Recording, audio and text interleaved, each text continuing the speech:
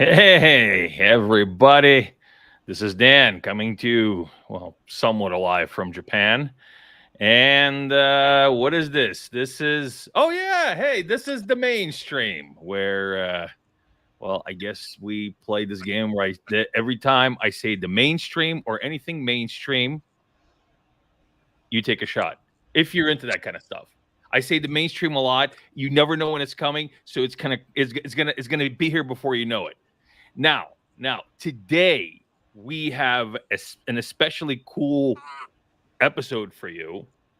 Not just because I'm wearing the dude shirt, not just because of this, okay? Because the dude abides, and you can take comfort in knowing that. But, with me, I have, of course, Sam, the co-founder of Zen Gates. Say hi to everybody, Sam. Hey everybody, thanks for having me. Sure, it's your show too, so it's kind of like, thanks for having me over at my own house. But it's okay. It's okay. You're welcome, Sam. You're welcome. And with us today, we have a very special guest.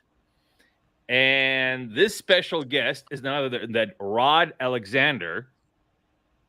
He is one of our key board advisors for zenGate, and a great friend of mine, and a colleague for some odd years now. We worked together for quite a bit of time, so it's really great to have you on the mainstream, Rod. And please say hi to everybody. Hi everyone, it's great to be here. Thanks for having me on. Yeah, excellent. Yeah, we get to revisit some of our old, some of the old times. Talk a little bit of shop, right? Yeah. Not all of the stories though, please don't. Not all of them. We'll save some of them for those special occasions, because you have to. It's the subscribe content, like they have on Twitter. You can't just give everything away for free. You need to have subscribers. It's the special insider stuff. So some of the stuff you'll have to come and see us for, and some of the stuff that we'll let you know today. But Rod, well, let's start with your background. So, why don't you tell everybody a little bit about yourself, a little bit about your background, a little bit about um, just what shaped your journey as a professional. Well, let's talk first of all just about the blockchain bit, because I think that's what the audience will be most curious about. I mean, I've worked in and around blockchain since 2013, April 2013, or February 2013. Initially for the UK government's innovation agency, which is similar in nature to DARPA in the US. It doesn't have a strong slant in terms of military applications as DARPA does, some, but the key thing is that that agency supports and pushes technology-driven innovation across all industry sectors. Now, one of my portfolio responsibilities at that time, back in 2013, and during my time there, was blockchain technology. So I've been in and around the space from initially a policy and technology perspective from 2013. You and I, Dan, worked together at IOHK Cardano from 2019 onwards. And I initially worked at IOHK. I think the job originally was media director. I think it's fair to say that toward the end, or within a year or so, nobody knew what my job was, really. Well, I didn't. I remember that. I didn't. I don't think Charles did. Charles was very, very relaxed about that. And so, but essentially, Charles would send me off on a range of special projects, essentially. But also the great thing about Charles is that although his public persona is one of being someone with all the answers, he had a really valuable quality behind the scenes and internally. And that was that he would take counsel from other people. He would listen to people with completely different perspectives and completely different opinions, which is critical in business. He didn't, we're talking about Charles, so he didn't always follow through on those. But, as the saying goes, at least in UK policy circles, advisors advise, ministers decide, and that was the relationship. So that's the background element of things. But for a long time, over the course of the past 40 years, I've done quite a few different things. I think initially I spent the best part of 10 years in policy development in fairly obscure things, everything from government housing policy through to all sorts of things, for best part of 10 years. And then did various things, had a software company. We were developing interactive software, educational software that taught people the laws of sport. And how incredibly obscure is that? But my co-founder had wanted to do something like this for a long time. He was a football or soccer referee. And when he trained, he went into a classroom. They were given copies of the laws of the game, told to open the book at page 1, to read and listen. That was it. They were taught in the same way they had been for over 100 years. So he saw an opportunity for some software. We should not have been successful because we were nothing. Initially, 3 founders. We brought on some software development contractors, and we brought software in-house. We should not have been successful because we were minuscule, and all the large development software development houses should have seen what we were doing and crushed us. For reasons I'll talk about perhaps later, we didn't, and we were successful. And the reason we were successful is because we weren't actually a software company, or more accurately, software wasn't really our USP. We did something very, very clever. We thought we were a software company because we had developers, we had sprints, we had bug reports, we had scheduled releases. We're a software company, except we weren't. We were doing nothing special, but we survived because our commercial strategy was around developing and protecting market exclusivity. What we did was we partnered with sport governing bodies, both national sport governing bodies in the UK and their global equivalents across rugby, tennis, football, everything you can think of, cycling, every sport you can think. We ended up with 11 or 12 sports toward the end. We had relationships with national and international sport governing bodies. And the payoff was that they would give us resources and development support around the laws of the game and so on, and we would allow them to use the product in the competitive environment of getting people involved in their sports. Kids who aren't going to be professional tennis players, aren't going to be professional soccer players, aren't going to be professional badminton or basketball players, can still remain in the game if they coach or if they officiate. And so the competitive environment of schools where sports are competing for the eyes and for the attention of young people, this software gave those sport governing bodies an additional bow. So the payoff was that we would allow them to use the software, and they gave us their support, their official endorsement, and crucially, footage. Now,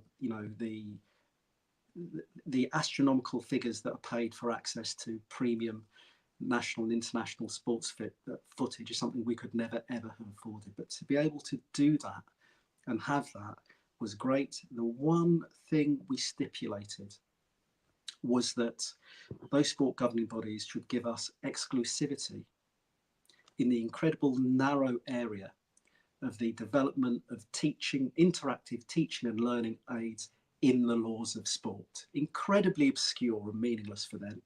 Critical for us because it provides a barrier to entry for all the world's big software houses who would want a slice of national and international sport, globally. But even that wasn't really sufficient, because even though we secured that, we were still tiny in terms of our marketing machinery, and our ability to distribute the software. So we partnered with EdExcel, the education awarding body. I think they're also, I can't remember their name in the US, but they're the largest education business in the US as well. National Education Association, possibly?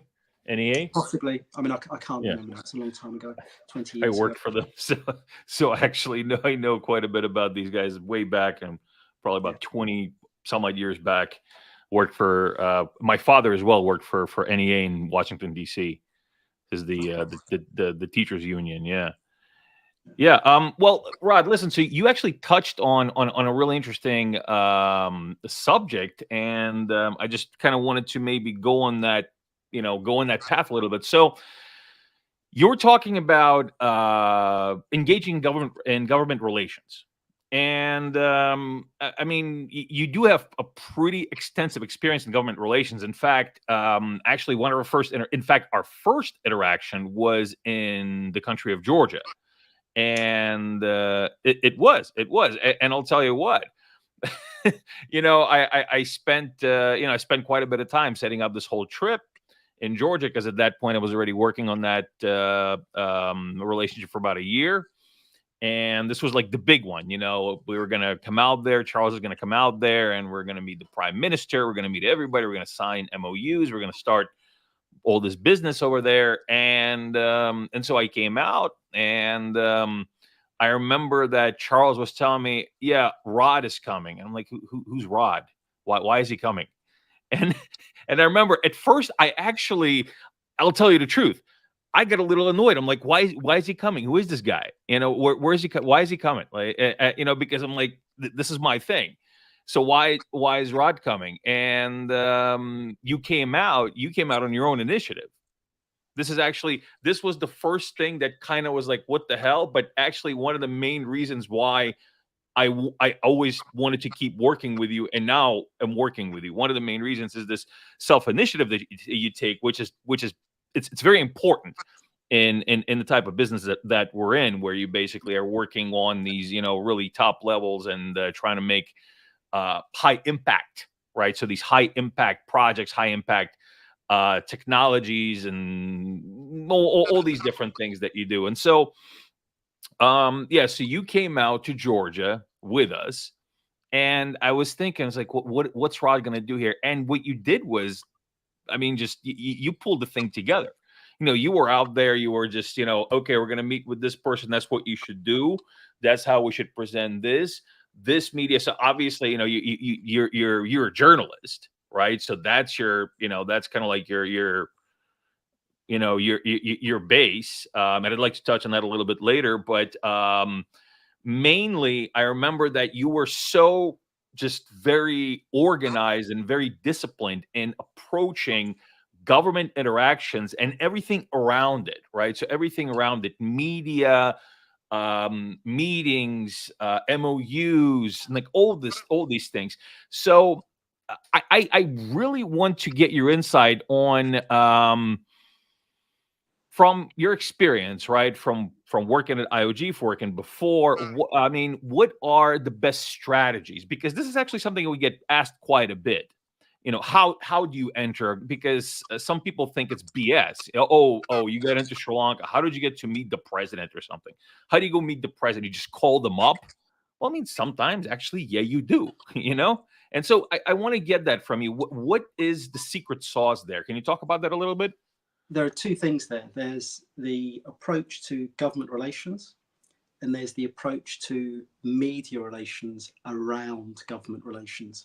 Now, in terms of the approach to government relations, it's worth bearing in mind that there are two things that characterize governments. The first is that they tend to have short-term interests and short-term objectives. Their time horizon is a place around a year before the next election. They have to have everything singing and dancing, loads of good news stories that they can utilize and propagandize for a period up to and potentially beyond a year before the next election cycle. The second thing is that when you're in the nitty-gritty and you're working inside ministries, as I have in the UK, the thing that really characterises it is ministerial ambition. Ministerial ambition. No minister wants to be a minister. Every minister wants to be deputy prime minister, and no deputy prime minister wants to be deputy prime minister. They want to kill and be prime minister. And so we'd have, you know, it's at least in the UK government, this ridiculous situation where the agency I was working for would be supporting incredible companies. You know, we had a brilliant biotechnologist who developed a novel new vaccine platform. Vaccines have worked in the same way for 120 years. You know, no different. He developed a new platform, a vaccine platform, very experienced, a guy recognised internationally in the industry, and he had developed at that time a vaccine for Zika. He'd identified the issue, developed it. Incredible.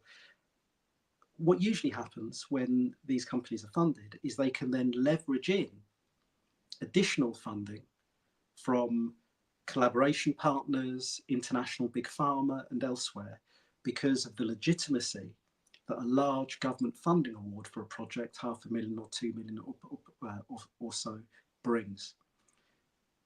Habitually, we had a situation where ministers would say, no, I'm keeping, that's a great announcement, I'm keeping that in my back pocket. Weeks would pass, months would pass, a year would pass. The companies that won that funding would go to the wall because they had been unable to leverage in additional funding or partnerships because the minister was sitting on it, and the kind of government mandarins were all compliant and complicit in letting that happen. I even had a situation once where I sat there with some relatively high ranking, these weren't juniors, these were experienced people, relatively high ranking press officers in government.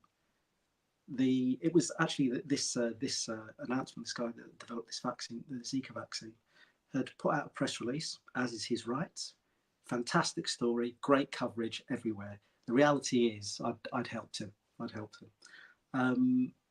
Huge coverage, loads of TV coverage, you know, really great stuff. He's interviewed on BBC, absolutely everywhere.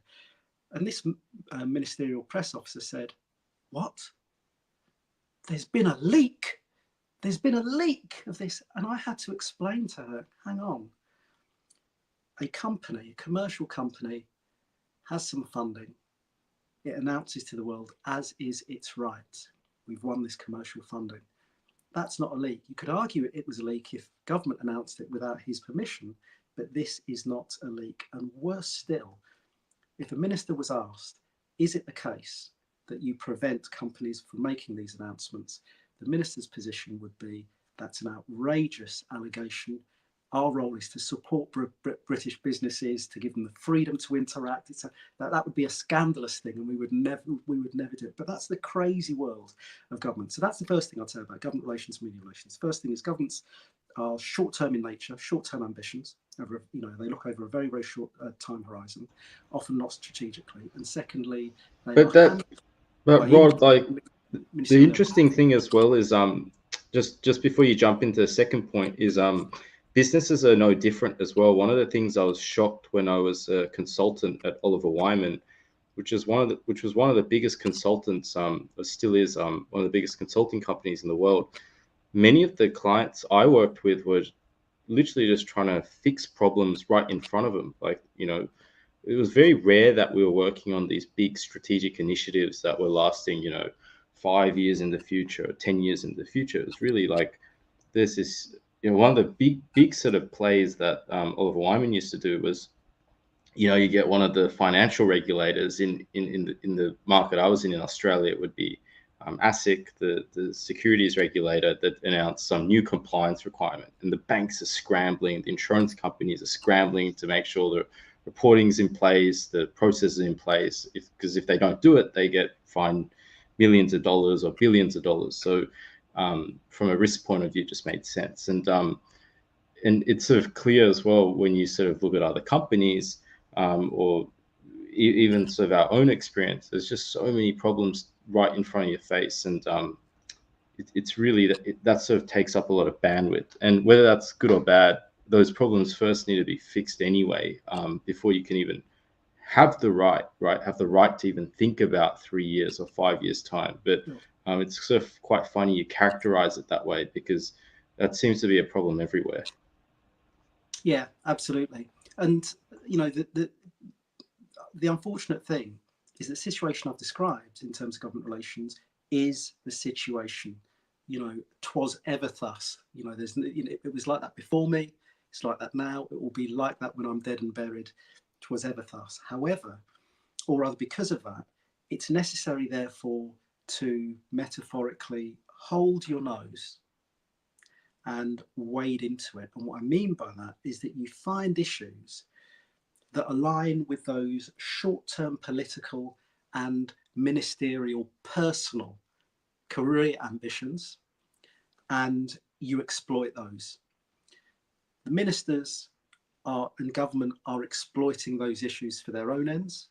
If you're skillful, you're able to exploit their own personal ambition or political ambition in order to ensure that your policy objectives are met. So, for example, with blockchain technology, you may get ministers. I can think of one in particular, who I won't name, who are particularly blockchain friendly, not because they have a great understanding of it, but they want to be seen to be at the forefront of tech innovation. I think tech, it's magic and spangly and pixie dust. I just want to be at the cutting edge of everything and to say, yes, this new technology, I'm around it. No, that presents an opportunity for someone like me, because you can do something which will ensure that they are seen to be at the forefront of something, but you do that not because of them, but because there's no other candidate really at that level, ministerial level, whose endorsement and kudos will allow this to attain national or international significance because a minister is saying something about it. So at times it is necessary to hold your nose, wade in, and do it. So you're doing, in some way, well, you could argue doing the wrong thing for the right reasons, or you could argue doing the right thing for the wrong reasons. But you know, the fact is, the situation in government is the situation in government. You've got to find ways of working around it, and also being able to sleep at night and not hate yourself. So it's a tricky balancing act, but that's just what I managed to do. And the other thing that I tried to do was to try and focus on, wherever possible, issues that had huge implications in terms of adoption. And I don't just mean this will have a transformative effect in this emerging industry. What I mean is, will my auntie be affected by this positively? Will my friend's mother be helped by this technology being embedded in everyday life? You know, things that have mass appeal rather than exclusive niche appeal were the things that I personally tried to focus on. And that is one of the reasons why the particular Cardano philosophy really appeals to me. And you know, my ready reckoner for any level one is to look under the hood and examine true levels of decentralization on the one hand, and then within that, what are the barriers to entry for Joe Soap, for an ordinary Joe, to become a validator on chain, for example. So, you know, show me a chain that allows people to become a validator using their Android device, and I get a warm feeling, you know, and that it's highly decentralized, and I get a warm feeling. So Rod, one of the things that impressed me most when I first met you was how international your work experience was. And You know, you worked across EMEA, obviously being based out of the European area, Middle East.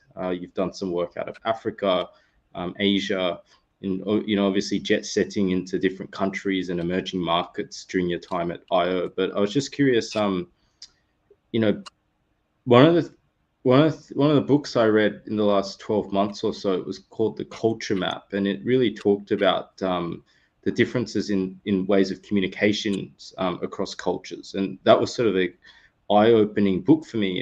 You know, Dan obviously has spent many years working in different markets, just like yourself, but this was sort of a big eye-opener for me, because I have a particular way of communicating myself, which I think which I prefer as my own style, but I had never really considered at the time sort of how you would communicate with people from other countries, other cultures, and how to be effective really in these places, right?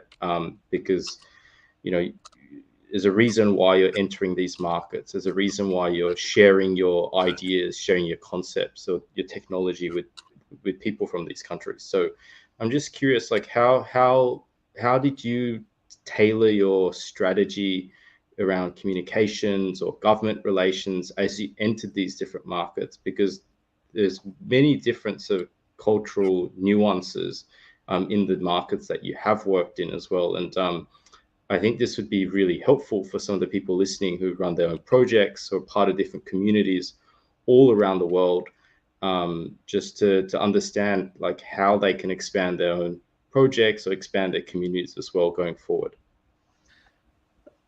I'd say that the first thing that people need to recognize is that they are experts in their industry, and when operating in their industry, in their country or in similar countries.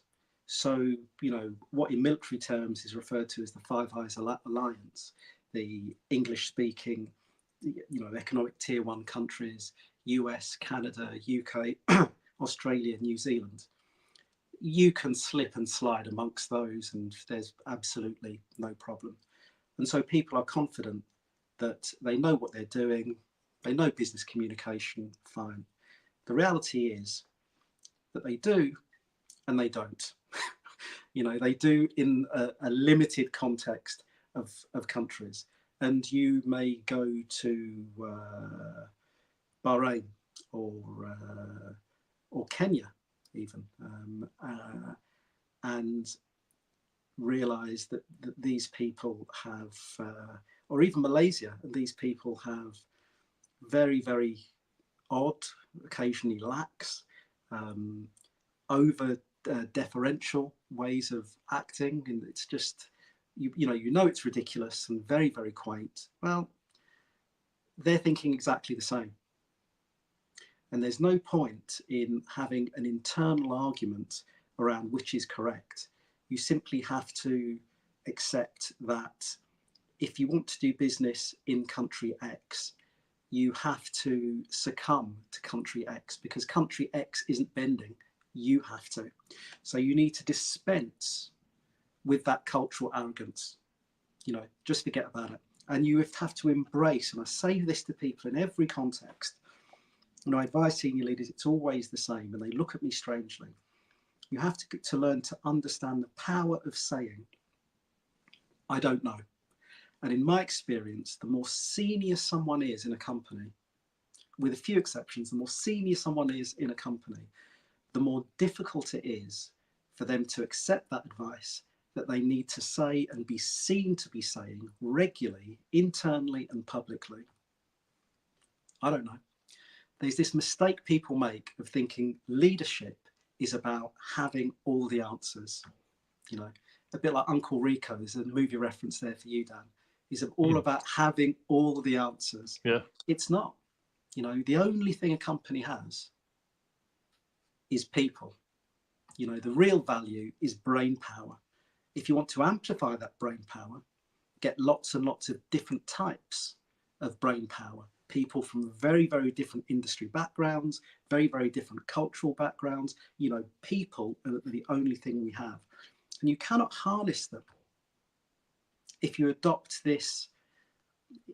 To my mind, it's a strongly US business cultural practice, you cannot harness the brains of those people if you stick to this culture of leading from the front, you know, almost like some sort of Trojan warrior covered in sweat and blood with a sword, leading from the front. No, you shouldn't lead from the front. You should employ the best people possible and create an environment where they can communicate, and there should be no relationship between seniority within an organization and their right to make suggestions and contribute ideas. It is precisely because someone is not in a leadership position, they will say, yeah, the strategy that you keep banging on about and pushing down to us and implementing, yeah, we can all see why you're doing it, but all of us down here know that it won't work because that will break and that will keep coming back, but no one asks us. Yeah, absolutely. It's absolute gold dust. So create an environment internally where people are happy to contribute, and you do that by harnessing the power of saying internally and publicly, I don't know, but you know what, I've got some brilliant people internally who do. I've been clever. I've employed really brilliant people that know that area, and that area. So there are two areas of culture. One is, listen, you need to be subservient to cultural practices in the countries that you're operating in. The countries will not bend. The countries have those cultural practices built in many cases over thousands of years. Understand that. You have to bend. Better still, have great people on the ground who understand that stuff and learn to listen to them. And then more broadly, in terms of getting the best out of an organization, if you employ brilliant people, you need then to create an environment where they can say, yes, thanks for the update. You're suggesting that we pivot to this, and instead of developing our own supply chain, we adopt a licensing model. I think I can see where you're going, but that would be an error because this is the office receptionist. You should rejoice at that. You should rejoice at that. That's the environment you need to create. Absolutely. It's actually, I mean, look, I told this to Sam. I mean, Sam, I'm sure knew some of this, but just really, that's one of the first things that you learn when you actually have any kind of success and any kind of international relations, right? So if you go into a jurisdiction that you're not from, get somebody from there. It's just do it. And this is something that it's not an ego thing. It's a business thing. Right. And and what you said about, this whole like lead from the front, sword in hand type of thing, that's a lot of that is ego. And you have to actually push that aside. And the thing about it is, well, for example, why was I in Georgia? I wasn't in Georgia because I'm so great at finding these things, right? I am, but that wasn't really the main reason. The reason is that I am originally from Ukraine. And so that whole region was the former Soviet Union. And so we actually shared a lot of cultural similarities. And of course, Georgia is different from Ukraine, but it was all kind of mixed in the Soviet Union, the Soviet times. And so, I mean, I know Georgian culture, and Georgia knows Ukrainian culture and Russian culture. And so if you send me there and I speak, even though I don't speak Georgian, I speak Russian. And if you speak Russian to them, especially guys that are my age and, our age, Rod, those guys are actually going to be a lot more receptive to you because like, oh, okay, this guy, yeah, okay, he gets it, right? So that was the thing. And that's one of the reasons why there was a lot more receptiveness, because I already went in there and I was actually already I'm not Georgian, but I was closer to the culture than say somebody from just the US or Australia or the UK. That's really just from there. So absolutely. I mean, it's the same thing we're doing in Sri Lanka right now. We have an office on the ground. Our office director Asela is Sri Lankan, working in Sri Lanka. And that's we didn't send Sam over there. We didn't send Nico over there to run things, we hired locally. And this is actually every single time we go into a new jurisdiction, this is what we will and have been doing, is hire locally, connect with people locally, and bring them on board so that they understand what the culture is about. And even the same thing when in Japan, and I it's kind of an anecdote, but and this is back, when Sam's been in Japan for a couple of years now, so he's kind of learned his lesson. But what was it, about a year and a half, I think, a year and a half ago? I've been in Japan for almost 12 years, so I'm a little bit more versed in the Japanese culture. And the Japanese culture is one of those very like rigid. That's how it is. You can't. There's no wiggle room. That's how it is. That's the rule. No, don't question, just obey. And you work in these, and within this construct. On one hand, for somebody like us, it would be annoying because, like, what do you mean? It's just a tiny bit. You pivot, and you can open up all these possibilities, and you just think, oh my God, this drives me absolutely crazy. Why is it not like that? But on the other hand, you think, okay, but you know what? It's very predictable. So then you know the rules, right? And so you can think about it, say, okay, so I know the rules. And so within those rules, how I can do my business. And this, the anecdote, from our dealings, we were trying to get a document witnessed, right? And it was just simple, just no, no liability, nothing. It just says you have, and it was like kind of a soft type of ask, right? Just have somebody witness you signing the document, and then have them sign the document. And so, and I said, well, we need to go to a notary for this. And Sam's like, why? We'll just ask the receptionist to do it. It's like, she's not going to do it.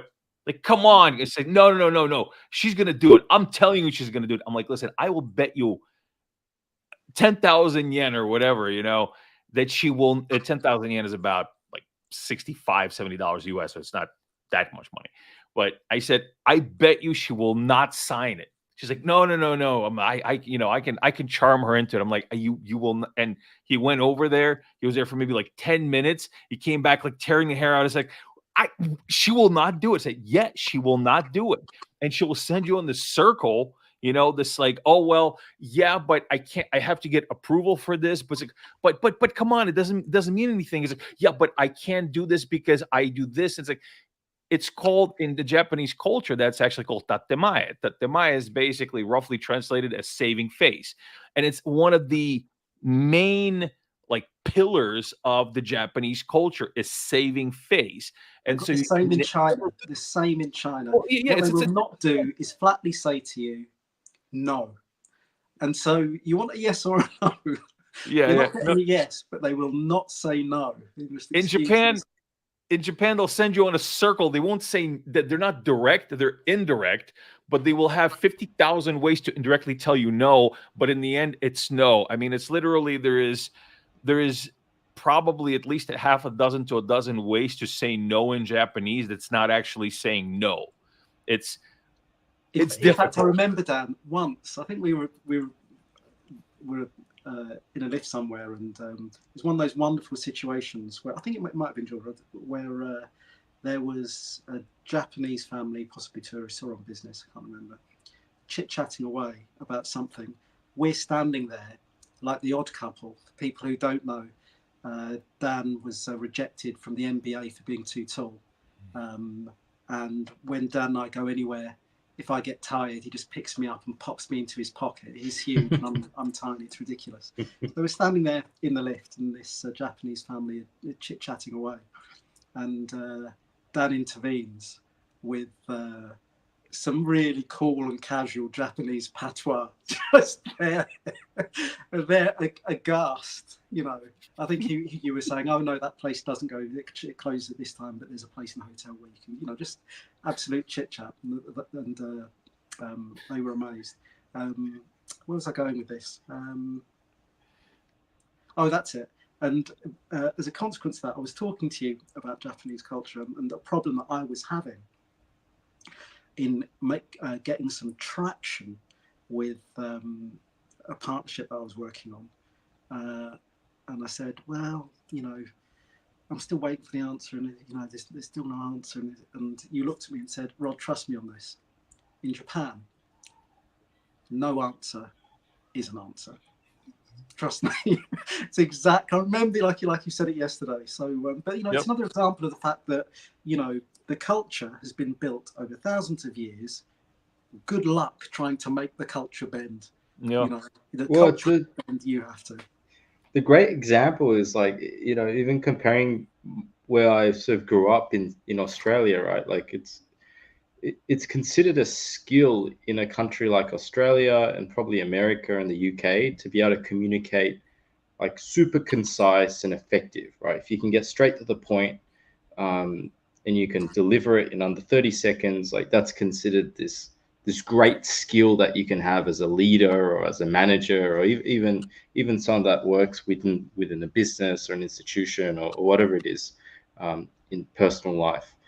When you go to a place like Japan or in Sri Lanka as well, which is sort of where I've sort of started to see more of this through the work we do at zenGate, it's completely flipped the other way around. The skill is not in your ability to be concise and effective in your style of communication, but it's in your ability to be discreet in your communication. And in Japan, your metric around effective communication is how well can you fit it in between the lines, and that's just a great example of why you need local partners to actually help you navigate stuff, whether that's from a regulatory point of view, but even within business and sort of non-business relations. And for those that know me, and for the team members listening who work with me, like I don't really get angry. Like I don't know if anyone's actually seen me angry yet inside the business. I'm quite a patient guy. I've seen you angry. And, okay, maybe Dan's probably seen me angry a few we all times. get angry at you, Dan. No, actually, Dan probably has seen me angry. It's me. Yeah. No, I've seen him angry. Yeah. Yeah, Not so Dan, like maybe like a couple of times, but yeah, I've seen him like really irritated. Yeah. Yeah. But I don't really get angry. But I just remember that one particular time that Dan was talking about in terms of getting a witness. It was just in my head, my Australian brain, I go, okay, witness. I've got witnesses so many times in my life for documents, and the receptionist who I've been speaking to and had seen every day. Yep. Like every day for a year to a year and a half. It's not like some random person. It's literally refused to be my witness, buddy. Yeah. Basically, a friend refused to sign this bloody witness document, and I was just gobsmacked, and I was so frustrated at that point. But I went and found someone else who could do it instead. But it was just another great example of you don't bend the culture bends you in terms of how you can be effective in these markets. But anyway, I'll hand to Dan. Back to Dan, because I think he had something he wanted to ask. So this is actually a really great segue into what I want to talk to you about next. So we all understand that it just takes it takes finesse, it takes knowledge, it takes this comprehension of cultural differences and norms and rules to be able to operate in these jurisdictions, emerging markets, and especially emerging markets. So with all of this, because we spoke about the the kind of the limitations that we keep hitting, these walls that we hit with our way of communicating versus the local way of communicating of that culture. How do you form how do you work there? How do you form a strategic partnership, for example, in that type of environment, in that type of culture? How do you deal with a government? How do you deal with corporations? Because really, and partnerships are just really thrown around like rice, in crypto. And the thing is, and I hate that, I can't stand that about the crypto culture. And this is actually a practice that we take very seriously when we actually sign partnerships, because every single strategic partnership that we have has real reason and utility. Now, you, Rod, know how to actually do strategic partnerships, not bullshit, but strategic partnerships. So, how do you do that in a developing economy? What give us a success story of going into a jurisdiction, navigating the waters, the rules, the cultural standards, and actually being able to create the strategic partnership with a government or with a corporation within that, and to actually have these, something that yielded great results, which I'm sure you have many stories like this. Yeah, first of all, I just want to echo what you've said about partnerships, or essentially so-called partnerships, being thrown around like rice in the crypto industry. Yes, that's true, but I don't think that's a crypto thing. I think that is an emerging market thing. But the reason why it's so typical in crypto, though, is because crypto has this thing. It's a chicken and egg argument, really, of there being tribal communities. Now, perhaps these tribal communities develop because people coalesce around project X or Y, coin X or Y. They're invested, so their view is coin X or Y to the moon, and they're just on it every day. They wake up in the morning. What's happening in this community where I'm going to get rich? There's all of that stuff.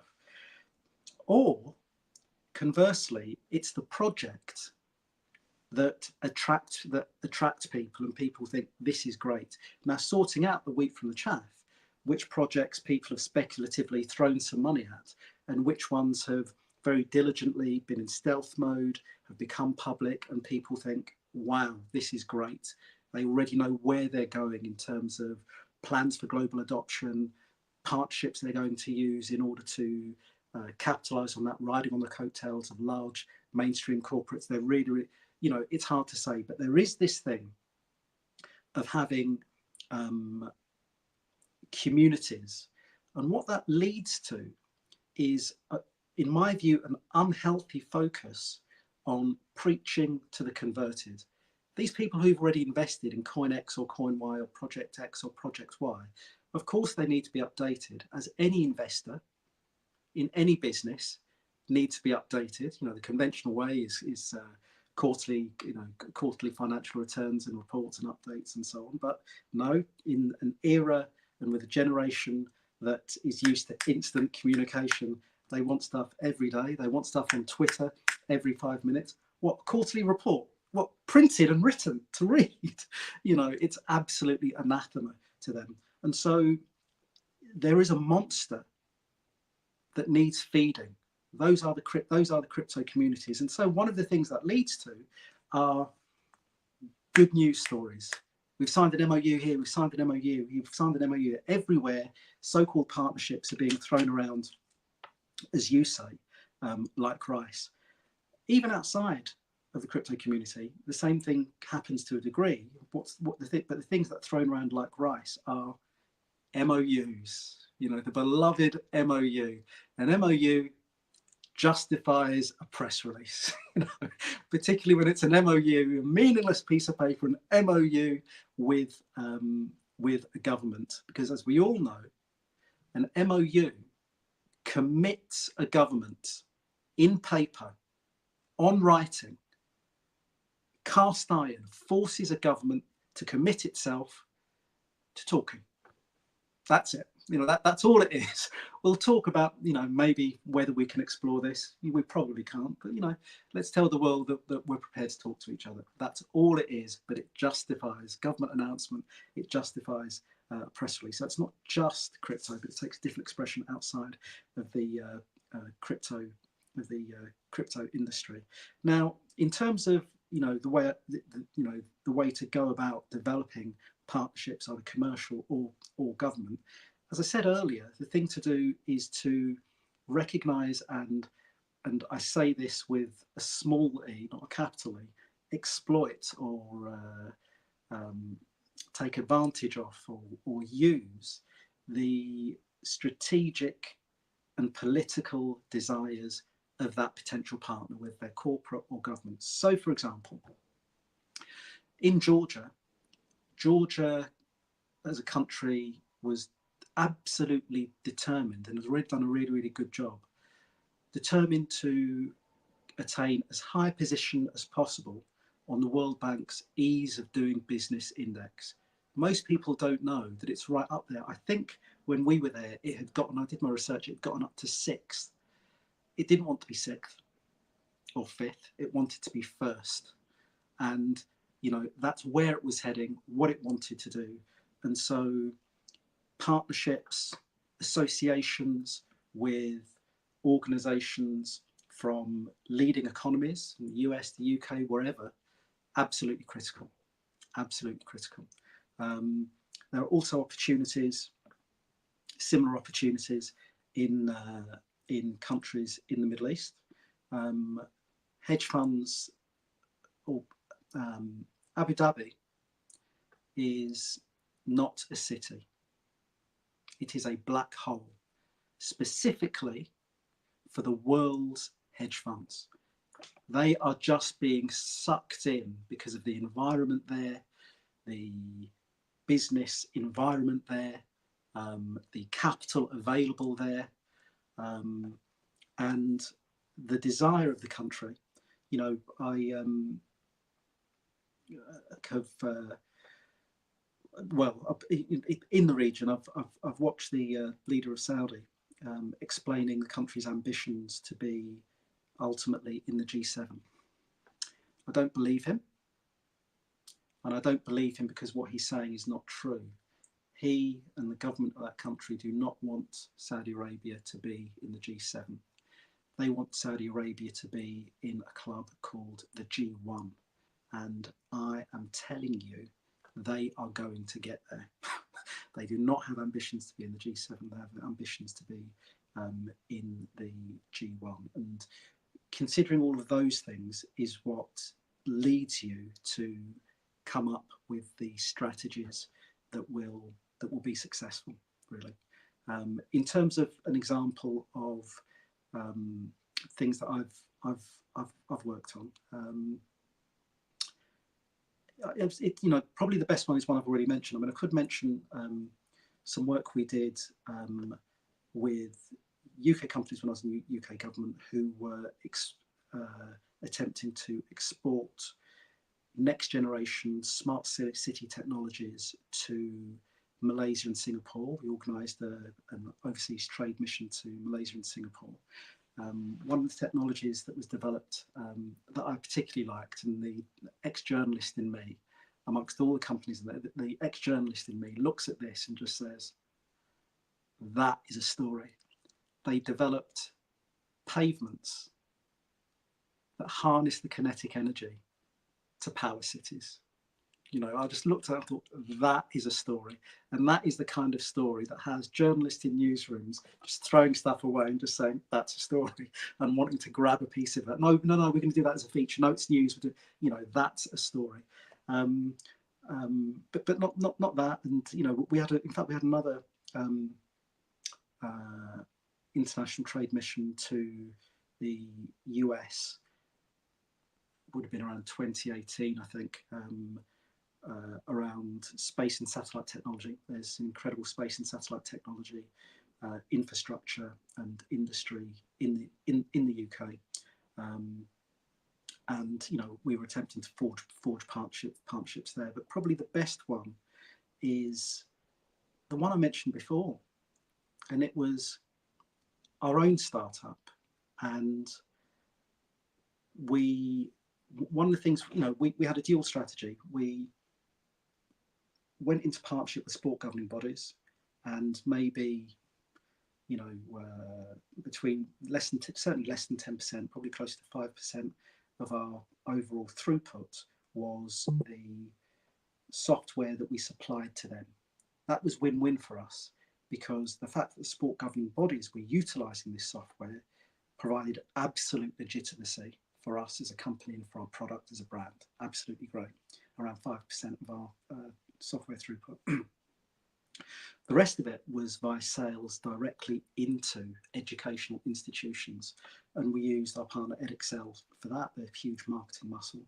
Probably the best thing was the discovery of the fact that in the ASEAN region, one of the legacies of colonialism, in places like Malaysia and Singapore and other countries, they still have what are called international A-levels, which are, you know, a baccalaureate style qualification for people between 16 and 18 immediately before going to university. And we developed partnerships with those countries specifically around mainstreaming and formally recognising the software and an associated qualification that we developed around it. And I've not done a great deal of international work before then, but that's the thing that really stuck with me and that really drove this understanding of my part. Because before I went there, I knew what I was walking into.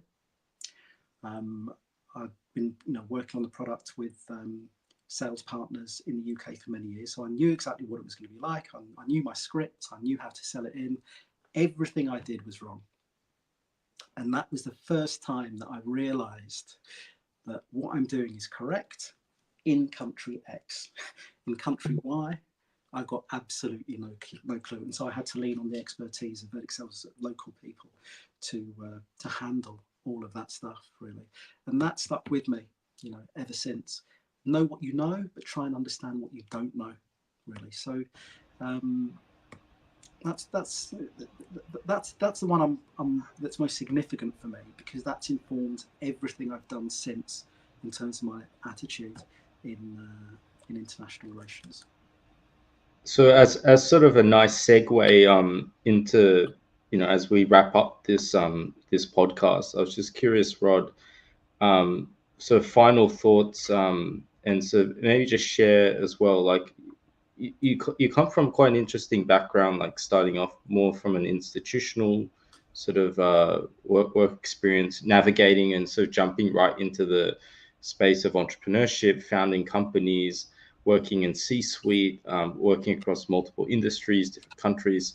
Like, what advice do you have for the listeners, whether they're professionals looking to navigate a similar path as well? What's what are the main things you would sort of like the audience to hear and sort of walk away with as sort of the key point? I would reiterate the point I made earlier. The real gold dust in a company, if you've done your job right, are its people. Not you. The fact that you had an idea when you were in the shower or walking through the park or walking the dog or whatever. The fact that you decided to follow through and struggled through and got some initial seed funding and just got the thing going, putting one foot in front of the other. The fact you did all of that stuff does not make you the best person in the company. Does not make you the person with all the answers. So my advice essentially is get over yourself, appoint people better than you, tell them that you're appointing them because they are better than you. Learn, no matter how difficult it is, to say, I don't know, and even more advanced, to say, you know, that thing where I told you were completely wrong. Do you know what? On reflection and given what's happened, you were right and I was completely wrong. You know, I need to, and I've realised, you know, that all of that stuff is really, really important. And you need to create a culture, as I said earlier, that allows you to benefit, to suck the talent out of the minds of the brilliant people that you've appointed, really. Now, all of that is anathema to people who are used to, in particular, but not exclusively, but in particular, US startup business culture. You know, you're great, you're a genius, you're an American hero, you're a leader. I wish my son was like you. Well, actually, there are a dozen people here who I don't understand what any of them understand. You know, they're way ahead of me, but I'm really good at picking good people. You know, so that's the main thing I'd say. Get over yourself, appoint big people, create an environment where they can do their stuff, make sure everyone knows that they can contribute, and also a really useful thing to do, and maybe people can test themselves in their own companies if they have startups now. Share information without limit. Many companies take the view that if we're going to share this stuff openly within the organization, all of our confidential board level discussions, if we're going to share that with everyone in the company, including the bloody receptionist, fine, but we need a business case for that. So there's an audit trail showing that we have signed off on this and releasing this to everyone. No, do the reverse and check within your own company whether you're doing the reverse. Create a culture whereby by default, you share everything with everyone in the company. But if there are for those things that require commercial confidentiality, don't share those, but they are the things that you create a business case for. So there's an audit trail showing, no, we're not sharing this. Here's, you know, a 4 bullet point business case. It's not arduous. We're not sharing that. We're not sharing that. And that's the audit trail, rather than the other way around. Because that way you have access to the brain, to the brilliant people that you've appointed. Yeah, it's something that I guess it goes back to you know, what we were talking about, and you can't have an ego if you want your business to succeed, and that's actually it's actually a Japanese cultural thing. Unfortunately, that is not followed as much anymore, or as followed as precisely as it should be. But um for example, you know, in Japanese manufacturing, and this is a joke that I make in our own midst, that you know, in Japanese manufacturing there is actually a practice where everybody in the factory can do every job in the factory. And so they could actually move anybody around in the factory to any job. And so you can be, you know, like floor boss to janitor and back again, because you know every single job, right? Or factory manager to janitor and back.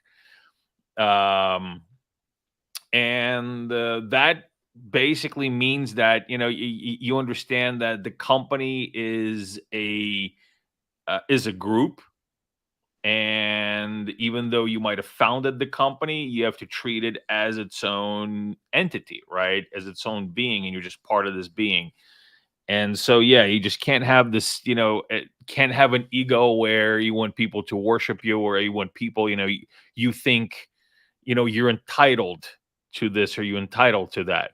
There's common sense and there's entitlement. And I think many, especially kind of green leaders out there, mistake the two. You know, they mistake the two. There is entitlement, and then there is also respect, right? And respect comes from doing. Yeah. So I you know, I think we're on the same page here. I think we're all in agreement here, and I think that it's, you know, it's great to have your insights, Rod, because like I said, the reason, like I said, the reason when as I started this, the reason why I got annoyed with why is Rod here is the reason why these many years later I want to work with Rod, is because Rod is here. You know, you're here. You're not, you know, kind of dictating from a tower. You're here. You know how to be part of a team. You know how to contribute. You know how to elevate the group. And yeah, and you know how to, you're a mature business person. You know all these different things and what does elevate the company and what actually doesn't do anything and what is actually a facade of power.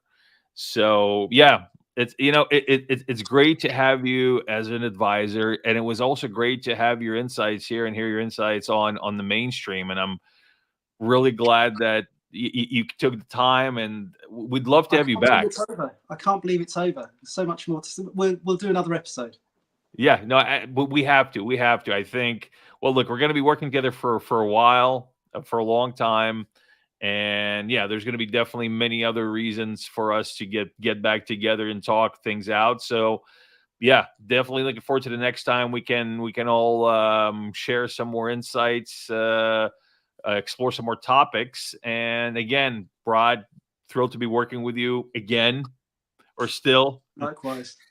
And yeah, thanks for coming on the show.